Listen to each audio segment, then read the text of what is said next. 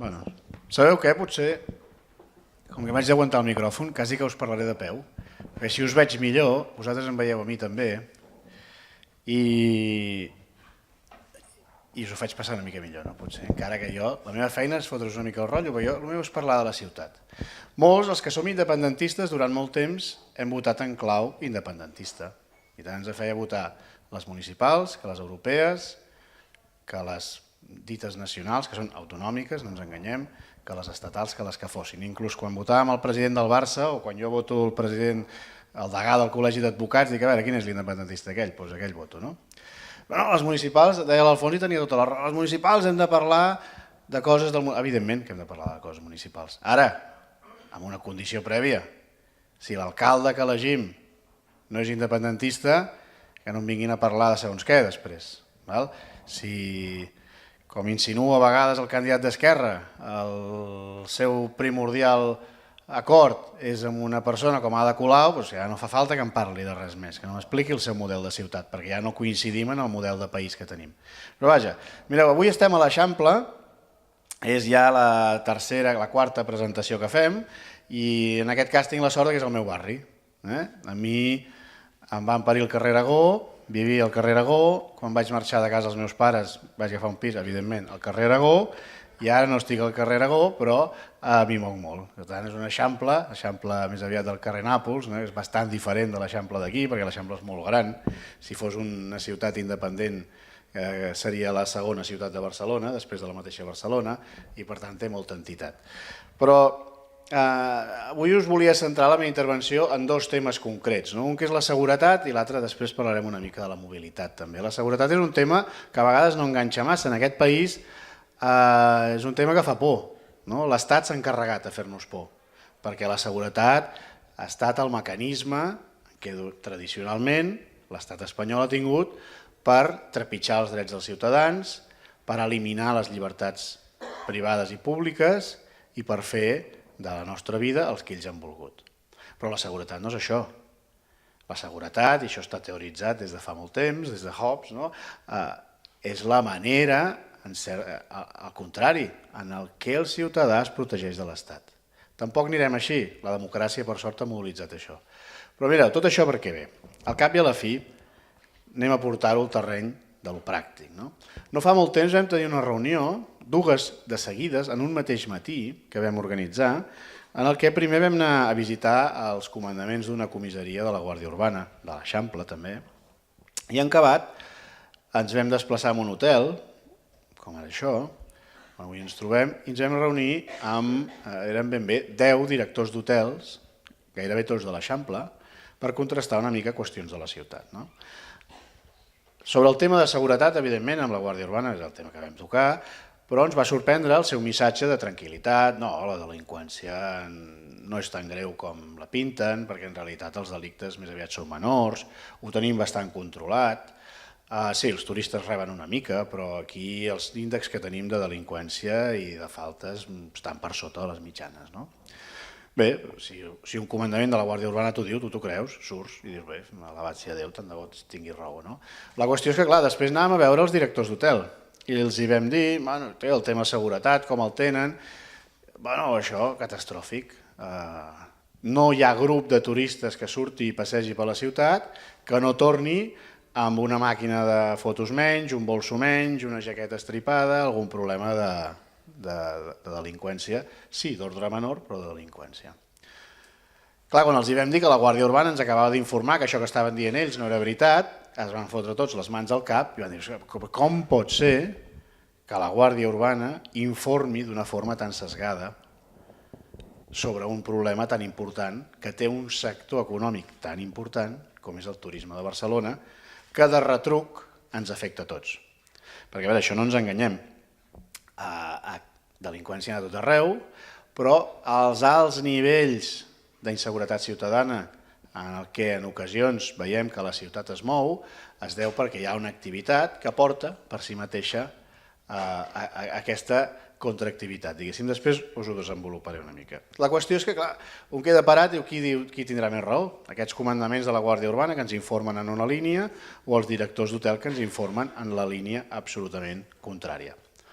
Arran d'això, vam dir, busquem un terme mig i ens vam reunir, això fa pocs dies, amb dos representants de la Guàrdia Urbana, però representants, diguéssim, de nivell de carrer, no comandaments, i després amb dos representants també dels Mossos d'Esquadra a l'àmbit de Barcelona. Realment, aquestes converses, que van ser per separat, van ser molt clarificadores, perquè ells mateixos es queixaven d'allò que nosaltres moltes vegades ens hem queixat amb les nostres autoritats. Per exemple, la gent de la Guàrdia Urbana ens deia és que sap greu que la gent de la ciutat tingui la imatge que la Guàrdia Urbana és un mecanisme creat i promogut per posar multes. Dic, home, doncs sí, a vegades potser perquè fa més mal, no? Vull dir, sí, però fa molt mal. Quan et fan una multa, és que hi ha una persecució. No, és per la mobilitat, sí. La qüestió que ells ens explicaven és que això no es dirà mai, però es prima, o sigui, els agents que posen més sancions poden triar segons quins destins. No hi ha un premi econòmic, però sí que hi ha alguns avantatges pels agents que posen més sancions. I es marquen uns números mínims i hi ha uns avantatges a l'hora de sancionar. Això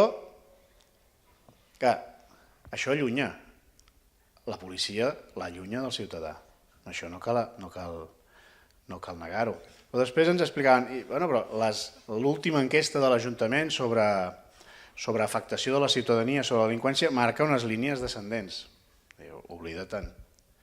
Diu, primer, les enquestes no tenen per què dir la veritat, i ells ho deien i no ho diuen. Diu, després hi ha altres qüestions que les enquestes, com tot, es poden maquillar. Determinats delictes han baixat, però en canvi moltes faltes han pujat. I ells ens deien, els delinqüents han après com han de cometre els seus delictes per no entrar a la presó. De manera que ells saben que si cometen un atracament i van armats, tenen una repercussió més greu. Si cometen un robatori, ara veig un bol, sopant me l'enduc, saben que tenen una conseqüència, una petita sanció, que és allò que tal com entren surten. Màxim han de pagar una sanció que ells saben perfectament que si roben 4 bolsos en un dia i el 5è els enganxen, els calés que han fet dels seus primers furts ja els hi permeten inclús pagar la sanció. El qual es podria dir que per comissaria passen ja quasi, ja no caminant, no, al trot. Passo, pago, marxo. Ja seguim amb la feina. Clar, ens posaven alguns exemples que quedava esperar. Clar, la gent que s'hi dedica hi posa un cert humor. Havien identificat el que li deien la ruta del nyu. La ruta del nyu, després ho vaig entendre. Si heu vist mai documentals d'aquests de l'Àfrica, que surt moltes vegades, però sempre és interessant, que hi ha aquelles migracions per l'Àfrica i un moment donat han de travessar un riu. I estan allà tots que s'ho pensen perquè dins del riu no se'ls veu gaire però està ple de cocodrils. N'hi ha un que és més valent o més boig, o digue-li com vulguis, que es llença el primer i a darrere seu tots. I vinga passanyús, i vinga passanyús. I llavors surten els cocodrils i de tant en tant, pam, n'enxampen un, se'l cruspeixen. Allà n'enxampen un altre, se'l cruspeixen. I la majoria van passant. Bé, doncs els turistes fan un recorregut per Barcelona i els carteristes ja saben perfectament que en les fonts de Montjuïc és un bon lloc per esperar els nyus, a la Sagrada Família un altre, hi ha un recorregut en què saben que sistemàticament tots ells van ser emplomats. Més val posar-hi bon humor, no? Però, clar, després ens expliquen, sí, un dia vam intentar fer una anàlisi i van tancar el que és la zona de les fonts de Montjuïc. Amb el que em van explicar us recomano no anar-hi, però vaja. Van posar agents tancant la zona i van introduir a dins d'aquesta zona, diguéssim, acordonada, agents de paisà, que anaven detenint a tots els petits carteristes que anaven veient actuar. Diu, el que vam quedar parats és que, clar, teníem una zona habilitada per anar-los introduint, identificar-los i tal, que quan va ser plena, la zona vam haver d'avisar els agents no en detingueu més, perquè ja no n'hi caben més. O sigui, el seu dispositiu no els hi va permetre assumir l'exèrcit de carteristes que està actuant a la zona de les fonts de Montjuïc. I així ens van anar explicant casos que, clar, dius, A veure, aquells comandaments em van explicar una història, però o aquest agent, amb el que eren dos, amb el que ens hem reunit, tenen una creativitat absoluta o realment aquests diuen la veritat. Perquè a més tampoc no tenia cap sentit que ens volguessin mentir. Per tant, realment el problema de seguretat és un problema cert a Barcelona. A vegades es diu és de poca intensitat perquè clar, no hi ha els tirotejos que podem sentir de Nova York i no hi ha els assassinats, també n'hi ha, però certament, per fortuna, tenim una delinqüència de baixa intensitat, però que afecta molt directament la qualitat de vida de les persones. Per això us volem explicar una mica quin és el model de policia que nosaltres creiem que mereix la ciutat.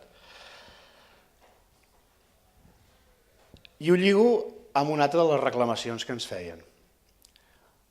Molt més del 50% dels cossos de policia que estan a Barcelona, i estem parlant, jo no m'havia fet la idea de quants agents hi ha a Barcelona, treballant en la seguretat de Barcelona estem parlant de 6.000 agents.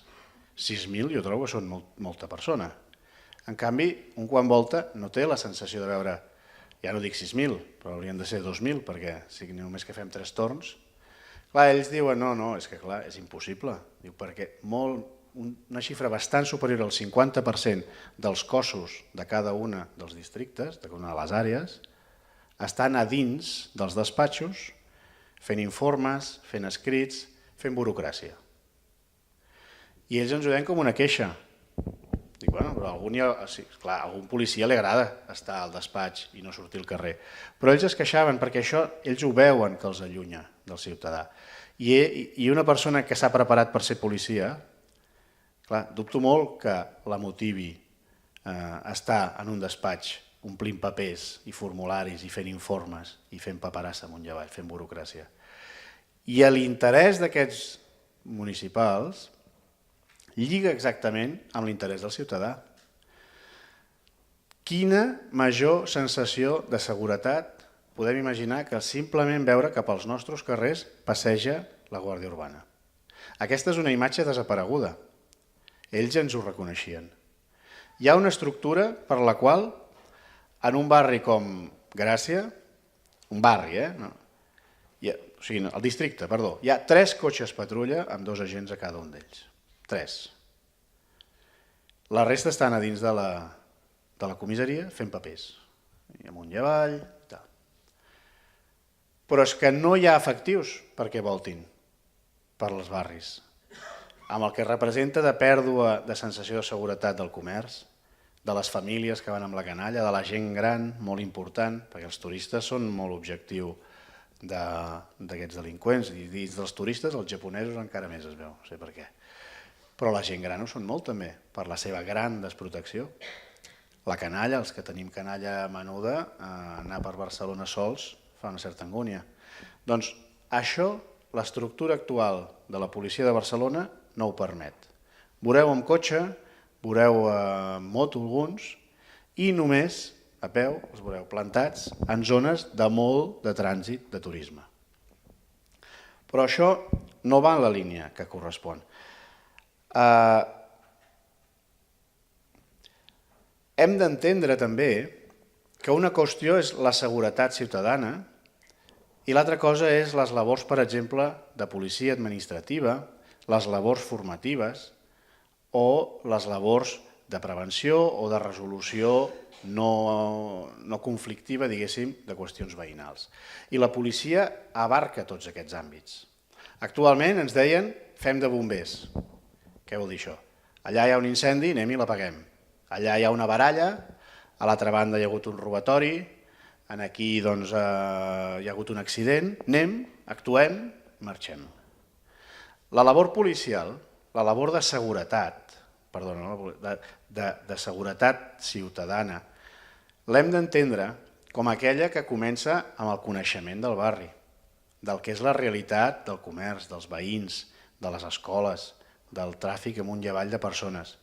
Segueix amb la resolució de conflictes prèvia a que hi hagi discussions, a que hi hagi baralles entre veïns. Continua amb un control adequat del soroll de les terrasses, dels bars, de la bona actuació de les activitats al carrer, dels pisos turístics, ara es deia, i acaba quan ja no hi ha més remei que la violència apareix entre alguna relació veïnal, posant-hi el fre. Tota aquesta labor prèvia està desapareguda. No existeix. No hi ha efectius per fer-ho. Estan fent paperassa. I aquesta és una tendència que és necessari trencar. Nosaltres aquí, a més, tenim un problema afegit. Hi ha molts països en què hi ha dos cossos policials que conviuen, a vegades el local i el general, o un més estatal i l'altre és més de federal, diguéssim. Aquí en tenim quatre, la Guàrdia Civil, la Policia Nacional, els Mossos i la Guàrdia Urbana. Ja donem per descomptat que la Policia Nacional i la Guàrdia Civil no ens fan cap falta, el millor que podrien fer és tornar-se'n a casa seva, diguéssim, però inclús en l'àmbit de Barcelona, la nostra proposta, i reconeguda més, en aquest cas per molts experts, no ens considerem uns experts, però sí uns bons lectors almenys del que és aquesta qüestió, és que en un país com Catalunya, la millor proposta que podríem fer des d'un punt de vista d'organització dels cossos policials és que en un territori com el nostre hi hagués un cos de policia. Les duplicitats que representa l'existència d'un cos tan potent com la Guàrdia Urbana i d'un altre cos tan potent com els Mossos d'Esquadra a Barcelona, i això ens ho han afirmat tots la gent implicada en aquest àmbit amb els que hem parlat, representa unes despeses de duplicitat de directius, de duplicitat, o en aquest cas de multiplicació d'elements de coordinació, que no representen un benefici pel ciutadà, sinó que representen tot el contrari. Burocratització, reunions, trobades, informes. Un ens explicava, en aquest cas era un mosso, diu, ara estem aquí amb el cotxe patrulla. Al carrer de dalt hi ha un incident en el que hi ha un cotxe patrulla de la Guàrdia Urbana. No ens n'assabentem. El cotxe que té l'incident de la Guàrdia Urbana primer ha d'avisar la central i llavors la central avisarà en el cotxe dels Mossos d'Esquadra si ho creu convenient. No ho veieu que és una mica absurd? En tot cas, si no és absurd, el que no és eficaç, el que no és proper. Per tant, tenim un sistema de policia que és car, que és ineficaç i que està allunyat de la ciutadania. Per últim, aquí entrem una mica més al detall, però fa anys la Guàrdia Urbana, per exemple, era modèlica en la formació continuada dels seus agents. Això també ha desaparegut. O fa anys els salaris de la Guàrdia Urbana eren els millors de la policia de tot Catalunya. Actualment, municipis com l'Hospitalet o com Sant Cugat paguen millor els seus agents de policia local.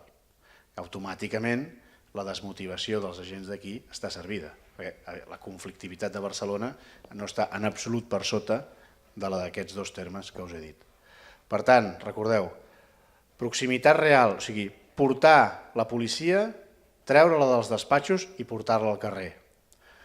Un sol cos policial que ens ajudi a tenir una policia més eficaç i a través d'això tenir un projecte de seguretat que sigui realment de país, no només de ciutat, però també millor pels barcelonins. I lligo ja, vaig per feina una mica, el tema de la mobilitat. No va ben lligat, però té unes característiques molt similars. Mireu, nosaltres no som dels que, o no vull ser, dels que ho critiquen tot, i per tant, en els últims temps hem vist mesures, canviem completament de tema ara, que han anat bé per la mobilitat, com pot ser la integració tarifària, va ser un bon avenç, ja fa uns quants anys, però va ser un bon avenç. Hem vist la nova xarxa ortogonal d'autobusos, que va ser una proposta que va néixer d'Unitat per Barcelona en aquest cas, on vam col·laborar i que per tant ha facilitat tot el que és l'organització dels autobusos en àmbits verticals, horitzontals i diagonals, diguéssim, o fins i tot, si fem una comparativa, que hem fet una petita comparativa dels preus del transport públic en ciutats com Madrid o com altres conurbacions importants, el preu del transport públic de Barcelona, diguéssim, que no és dels més exagerats, tampoc és el més barat, però no és dels més cars. Per tant, tindríem uns elements que són positius en quant al que és la mobilitat i el transport públic de la ciutat. On tenim el punt negre, absolutament negre, de la mobilitat en el nostre àmbit? Doncs en el que és la relació de tota la regió metropolitana. No només la ciutat, sinó la regió metropolitana, en la que trobem un element que és absolutament deficient en el transport públic i que és les rodalies. Aquí, mireu, en ocasions és difícil d'entendre. Tenim unes rodalies que en una jornada laboral presten uns 400.000 trajectes dia. És a dir, 400.000 persones, evidentment el que va torna no són 400.000 persones, però sí que són 400.000 trajectes dia en horari laboral. I en aquesta infraestructura cabdal, a més, que és una infraestructura de justícia social perquè és la que fa servir a l'estudiant, és la que fa servir el treballador, és la que fa servir, per dir-ho així, l'estrat social que no pot permetre's el luxe de baixar amb un cotxe, pagar una autopista, per descomptat, i pagar un pàrquing, en aquest àmbit no s'inverteix. I en canvi ens gastem una grandíssima inversió de molts milions d'euros en desenvolupar l'alta velocitat que realitza, per dir-ho així, no més de 10.000 trajectes diaris. Anem dels 400.000 en els que no s'inverteix en els 10.000 en els que sí que s'inverteix. Això és un contrasentit absolut, que no vol dir que no haguem de potenciar l'alta velocitat. És evident que hi ha trajectes que tenen sentit, i alguns el tenen, molts no, però alguns el tenen i per tant és bo que es faci. Ara el que no té sentit és que tinguem els milers de milions per potenciar l'alta velocitat i en canvi ens quedem amb unes rodalies que amb tota la crisi que hi va haver a partir de l'any 2007 es va veure que tenien infraestructures que venien de la Segona República, que venien de temps que realment feia vergonya haver de sentir que no s'havien actualitzat fins aquí. Aquesta qüestió és molt important quan intentem minorar la presència del cotxe a la ciutat de Barcelona, perquè el transport intern no és de mala qualitat a la nostra ciutat, però el que prové de l'anada i sortida a tot el que és la regió metropolitana, el no existir, sí que existeix, però el no haver una gran qualitat en el que és el transport de rodalies, afavoreix molt la utilització de l'automòbil. Per contra, també tenim un altre element que dificulta aquesta mobilitat en la regió metropolitana, que és la presència de camions de transport. Hi ha alguns àmbits en què no hi ha més remei que la utilització d'aquests camions, però en aquest cas tenim un element que heu anat sentint recurrentment, que és el que també té a veure amb les connexions ferroviàries, que també ha estat oblidat. Si parlem del Port de Barcelona, podem parlar senzillament del que és la logística, el comerç amunt i avall, però penseu una cosa, el Port de Barcelona, si entenem el que és un servei a l'efecte de que les empreses catalanes puguin ser competitives en tot el món.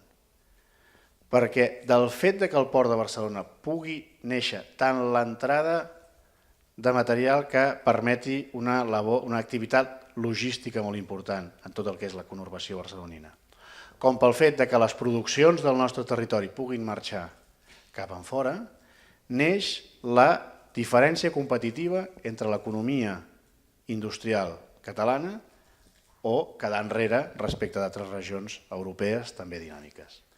Doncs aquí, altre cop, ens trobem que la inversió ferroviària és molt per sota del que es podria exigir. A més, amb un agreujant. Es fa una connexió per via ràpida de Barcelona en França i aquesta via ràpida es pensa per passatgers i en canvi no es pensa per mercaderies. De manera que, fixeu-vos, avui s'ha conegut la notícia que l'empresa que per concessió estatal va fer el túnel del Pertús, pel qual l'alta velocitat entra a França, doncs ha demanat un preconcurs de creditors aquest matí en un jutjat de Girona. Aquesta empresa havia de viure del tràfic de mercaderies que havia de córrer entre França i Catalunya. Aquesta empresa, sigui dit de pas, està participada al 50% pel personatge que ja us podeu imaginar, el tio més hàbil de la capa de la terra, que no és cap altre que Florentino Pérez, que altre cop ens tornem a trobar amb una empresa que amb ell pretesament li va malament, però que acabarem pagant entre tots. Un túnel on sí que passen trens de viatgers, però on passen molts pocs trens de mercaderies, perquè quan es va construir per passatgers i no per mercaderies. I aquest és un gran repte que tenim com a ciutat. Veieu que hi ha moltes coses a tractar en la ciutat, però observeu que quan parlem de totes aquestes infraestructures, quan parlem del model policial, o quan parlem, per exemple, fèiem referència abans del Port de Barcelona, avui m'explicaven, el Port de Barcelona és un port car perquè l'Estat marca des de Madrid quin és el preu de lloguer de les instal·lacions, quin és el preu que paga cada contenidor que entra, cada creuerista que arriba aquí. Això es marca des de Madrid i fa que aquest sigui un port car. Malgrat tot, per la potència atractiva de la ciutat de Barcelona, de la seva zona industrial, la bona ubicació dins de la Mediterrània, és un port que té beneficis. Doncs aproximadament el 15% dels seus beneficis se'n van a cobrir els dèficits de la gran majoria de ports de l'estat espanyol que són deficitaris. Aquí, el benefici d'aquí serveix per pagar els dèficits de fora. Totes aquestes qüestions, quan estem parlant de ciutat, estem parlant també d'independència. Quan estem parlant del fracàs d'un model policial, estem parlant de repensar quina és la política de seguretat del nostre país. Quan estem parlant del model de transports, estem parlant, altre cop, de poder decidir amb els nostres impostos que paguem i que paguem molt, quina xarxa d'infraestructures i de mobilitat podem posar al servei de la ciutat. Quan parlem del Port de Barcelona, que podria ser molt més competitiu del que és, que podria ser una font d'activitat econòmica molt superior al que encara és, tot i que ja ho és molt, també estem parlant d'independència. Perquè totes aquestes decisions estructurals de grans infraestructures, de comunicacions amb tercers països, de model policial, no les decidim aquí, les decideixen a Madrid. Per tant, com bé deia l'Alfons, que no us vinguin a dir que aquestes no són unes eleccions per parlar d'independència, perquè quan parlem de tots aquests elements, parlem també d'una independència que faria que totes aquestes qüestions funcionessin molt millor. Per això us convidem, i amb això acabo, a participar d'aquest esforç de fer una millor Barcelona i a través d'ella una millor Catalunya. Moltes gràcies.